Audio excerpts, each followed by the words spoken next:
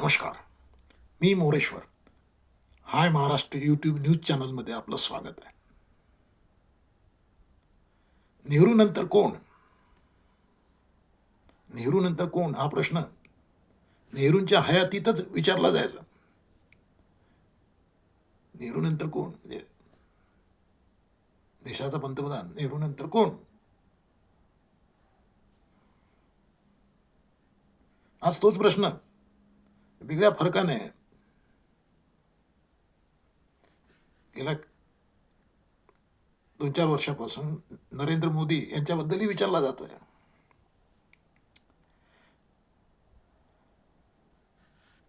तो देशाचा प्रश्न आहे. पण आपल्या महाराष्ट्रापुरतं बोलायचं झालं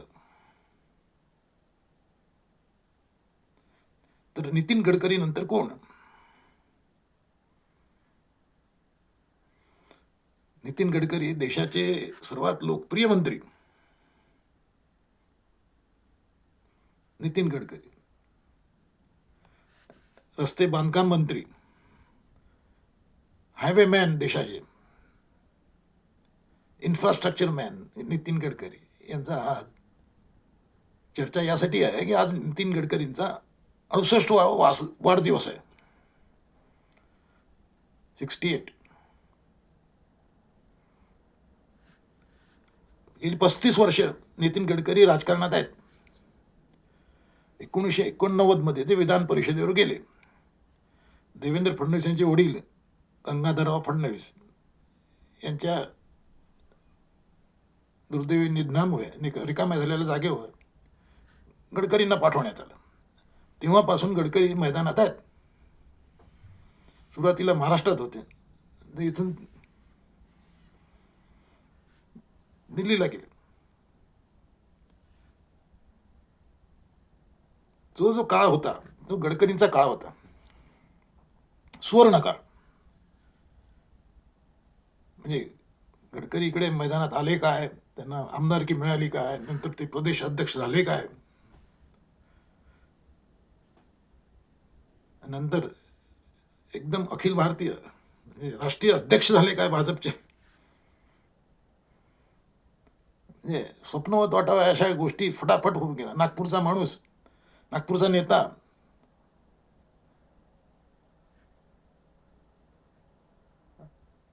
म्हणजे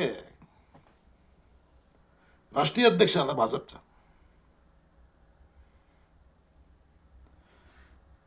गडकरी हे पीएम मटेरियल आहे, यातबद्दल वादच नाही. कोणीही सांगेल तुम्हाला, विरोधी नेते सांगतील, सोनिया गांधी सांगेल, राहुल गांधी सांगेल की पीएम मटेरियल आहे. बाहेर बोलायचं ते बोलतात ते राजकारणासाठी, परंतु ते पीएम मटेरियल आहे. नितीन गडकरी पंतप्रधान झाले असते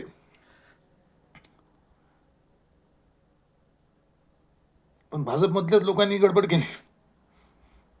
अंतर्गत कारस्थान झालं भाजपमध्ये. त्यामुळे नितीन गडकरी यांची संधी हुकली. म्हणजे गडकरी तेव्हा राष्ट्रीय अध्यक्ष होते, त्यांना त्यांची मुदतवाढ द्या राष्ट्रीय अध्यक्ष म्हणून पक्षाने ठराव केला. तोपर्यंत समोर 2014 येऊन राहिलं होतं. पण त्या दरम्यान नितीन गडकरींच्या घरी इन्कम टॅक्सवाल्यांची धाड पडली.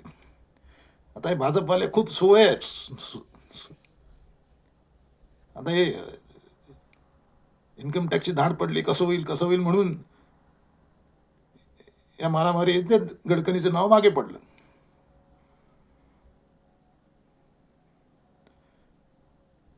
हे षडयंत्र होतं की काय होतं ते अजून पुढे आलेलं नाही, पण तो काहीतरी गेम झाला गडकरींचा.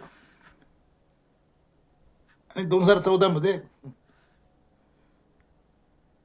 पण त्या मारामारीतही गडकरी नागपुरात लढले.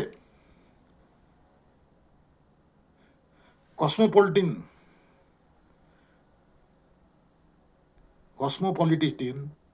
नागपूरमध्ये ब्राह्मण माणूस ब्राह्मण खासदार म्हणून निवडून आला तो गडकरीमुळे. गडकरी ब्राह्मण आहेत, परंतु त्यांना कधी कोणती जात त्यांना शिवली नाही. ऑल पार्टी आहेत, ऑल कास्ट आहेत. त्यामुळे गडकरी खासदार बनले नागपूरचे. आणि आता ओळी नाही, गेल्या 3 निवडणुका गडकरी नागपुरातून निवडून येत आहेत खासदार म्हणून. तिसऱ्यांदा खासदार आणि तिसऱ्यांदाही केंद्रीय मंत्री देशात. आता प्रॉब्लेम असा आहे की त्यात नरेंद्र मोदी दिल्लीत आले ते पंतप्रधान व्हायचं आहे या हिशोबाने. त्यांची पूर्ण मांडणी जी होती, पूर्ण गेम जो होता तो मोदींना पंतप्रधान करायचं आहे, त्या हिशोबाने ते आले. तर त्यात गडकरींचा काटा होता, त्यामुळे गडकरींना आधी बाजूला करण्यात आलं. पण गडकरींना ते खूप एकदम बाजूला टाकू शकले नसते. त्यामुळे गडकरींना केंद्रीय मंत्रिमंडळात घेण्यात आलं. सुरुवातीला 2 खाती होती, मग शेवटी एकच खातं ठेवलं त्यांच्याकडे. त्यानंतर मधून चर्चा, अफवा उठते की गडकरींचं खातं जातं आहे, गडकरींना मंत्रिमंडळातून डच्चू मिळतो वगैरे वगैरे. पण अजून तरी नितीन गडकरींना नरेंद्र मोदी हात लावू शकलेले नाहीत. तर नरेंद्र मोदींना गडकरी आवडतात का? त्यांचं काम वगैरे ते फ्लायओव्हर मॅन वगैरे वगैरे ते सर्व बोलायच्या गोष्टी आहेत. गडकरी हवेत का मोदींना? खाजगीत बोलाल तर गडकरी तुम्हाला सांगतील की बाबा मोदी आणि माझी चांगली वेवलेंथ जुळते, आमचं ट्युनिंग आहे.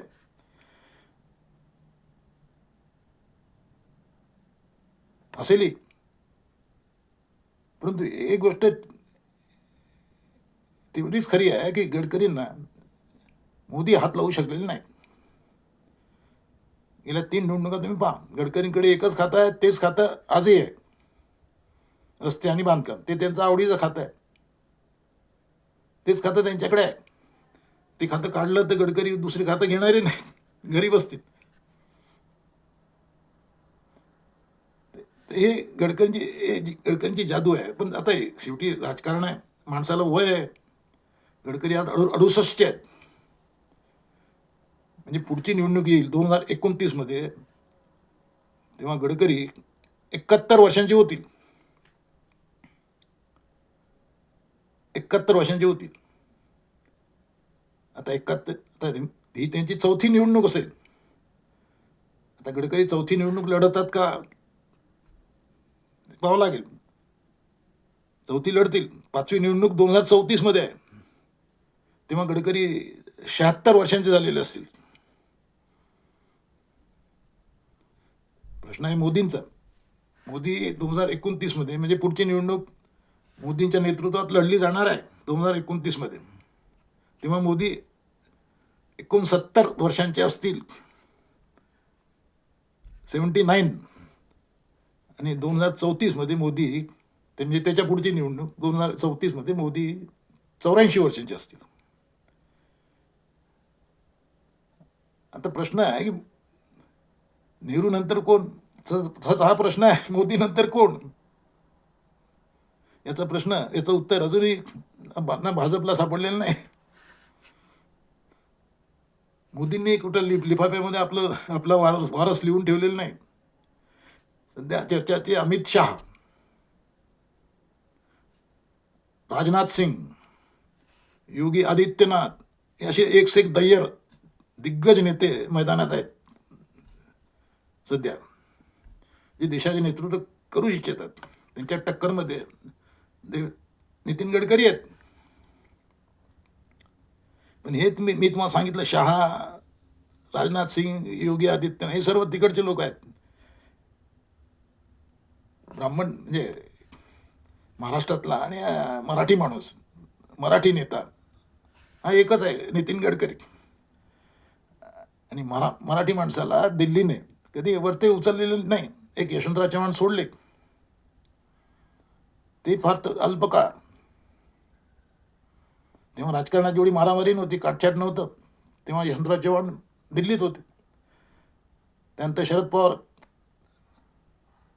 शरद पवार आपल्या मस्तीमुळे ते फारसे दिल्लीत टिकू शकले नाही. त्यामुळे आता नितीन गडकरींचं काय म्हणजे पुढं, गडकरी हे PM मटेरियल आहे. गडकरींचा उद्या देश फायदा करून घेणार आहे का पंतप्रधान म्हणून? त्यांच्याकडे विकासाची दृष्टी आहे. हे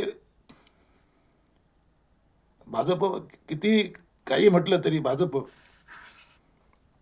गडकरींकडे कुठल्या मापदंडात पाहते, कुठल्या तराजूमध्ये त्यांना मोजते, हा एक प्रश्न आहे. की मोदीची छाप जी आहे, आता मोदींची लोकप्रियता तशी आता कमी होत चाललेली आहे.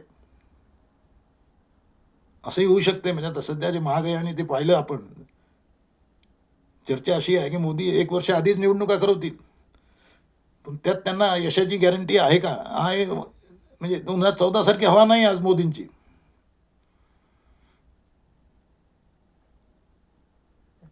म्हणजे पुढची निवडणुकीत मोदींना सोपी नाही, मार खाऊ शकतात मोदी.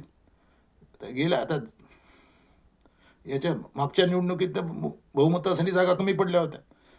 आता तर ते भयंकर काटछाट आहे. त्यामुळे म्हणजे प्रश्न हा आहे की आता पुढं काय, पुढची निवडणूक कोणाच्या नेतृत्वात लढवली जाणार? मग पुन्हा मोदी असतील तर पुन्हा हे प्रश्न सर्व महागाई वगैरे सर्व, आणि लोकही कंटाळले आहेत. 15 वर्ष मोदींना झेलत आहेत. मोदींनी पहिल्या निवडणुकीत काय वादे केले होते, काय वचनं दिली होती, आणि आज काय परिस्थिती आहे हे सर्वांना माहीत आहे. राहिला प्रश्न आता गडकरींचा. गडकरी विकासाचा माणूस आहे. याला विकास पाहिजे, विकासाची भूक आहे. त्यासाठीच गडकरी एकेकाळी तुम्हाला आठवत असेल, गडकरी हे स्वतंत्र विदर्भ राज्याचे पुरस्कर्ते होते. विदर्भ राज्यासाठी त्यांनी यात्रा काढली होती विदर्भात, आणि तिचं नेतृत्व सुद्धा केलं होतं. त्याच्यामध्ये देवेंद्र फडणवीस हे सुद्धा होते. भाजपवाल्यांकडे दुसरा इश्यू नव्हता, त्यामुळे भाजपवाल्यांनी विदर्भ पाहिजे, विदर्भ राज्य पाहिजे. जेव्हा मिळालं तेव्हा आता देवेंद्र फडणवीसही विदर्भ राज्याबद्दल बोलायला तयार नाही, आणि गडकरी सुद्धा गप्प आहेत. पण गडकरींनी जी वचनं दिली होती की इथे मिहानमध्ये काय आहे बघा, म्हणजे काय, कुठे आहेत नोकऱ्या, कुठे आहेत मिहान येऊन 15 वर्ष झाली आहेत. कुठे आधी विदर्भातला डिग्रीवाला माणूस भटकतो आहे तिकडे. त्याला नोकरीसाठी पुण्याला जावं लागते, मुंबईला जावं लागते. तुम्ही नोकऱ्या निर्माण करू शकलेले नाही गडकरी. बाकी तुम्ही किती म्हणजे रस्ते बांधले असतील, फ्लायओव्हर बांधले असतील, त्यातून कारवाले गेले असतील, ट्रान्सपोर्टवाले गेले असतील, परंतु नोकऱ्या ज्या आहेत, ज्याची अपेक्षा गडकरींकडून होती, ती पूर्ण झालेली नाही.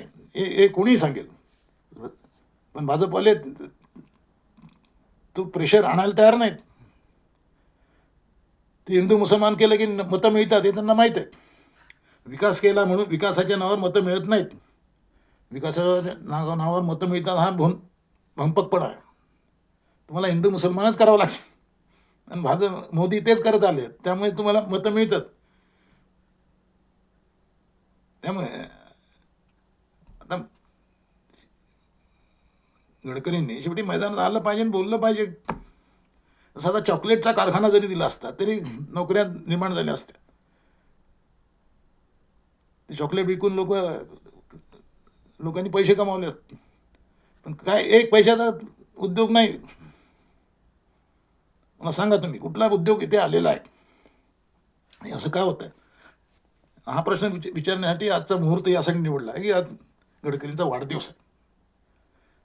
वाढदिवशी गडकरी ठीक आहे, विकासाचा पिंड आहे वगैरे वगैरे, शेतीबद्दलही ते बोलतात, सर्व पेट्रोलियम बद्दल बोलतात, फलाण्याबद्दल सर्व बोलतात, ऑलराऊंडर आहेत. पण नोकऱ्यांचं काय हा प्रश्न आज विदर्भातले तरुण विचारतायत. एका तरुणाचा मला फोन आला, त्याने सांगितलं साहेब तुम्ही अभिनंदन करा, माझ्याबद्दलही अभिनंदन करा माझ्याकडून, परंतु एक प्रश्न विचारा की आमच्या नोकऱ्याचं काय आहे का, एखादी नोकरी कॉमेंट करा. नमस्कार.